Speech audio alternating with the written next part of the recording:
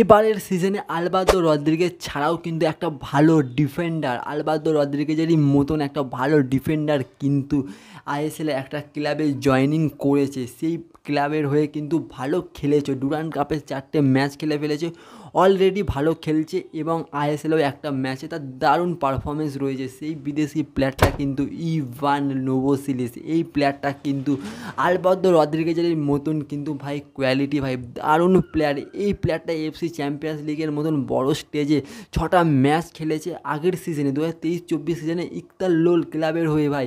আর এই ক্লাবটা যখন এই ক্লাবটা যখন এফসি কাপে কোয়ালিফাই করে ভাই, এই ক্লাবটার সাথে কিন্তু আল নাসেরির সাথে খেলা পড়েছিল। আল নাসেরির কিন্তু রোনাল্ডোর সাথে কিন্তু এই প্লেয়ারটার খেলার অভিজ্ঞতা আছে।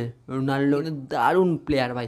এই প্লেয়ারটার মাত্র বয়স 29 বছর বয়স, আইএসএলে বেস্ট ডিফেন্ডার হতে পারে, আইএসএলের হিস্ট্রিতেও বেস্ট ডিফেন্ডার হতে পারে।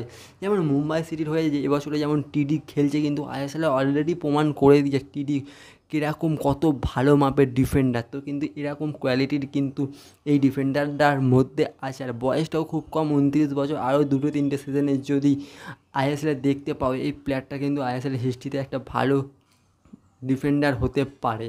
তো যদি আরও ভিডিও পাও তো চ্যানেলটাকে সাবস্ক্রাইব করো, আর ভিডিওটা ভালো লাগলে লাইক আর শেয়ার করতে পারো না। চলো বাই।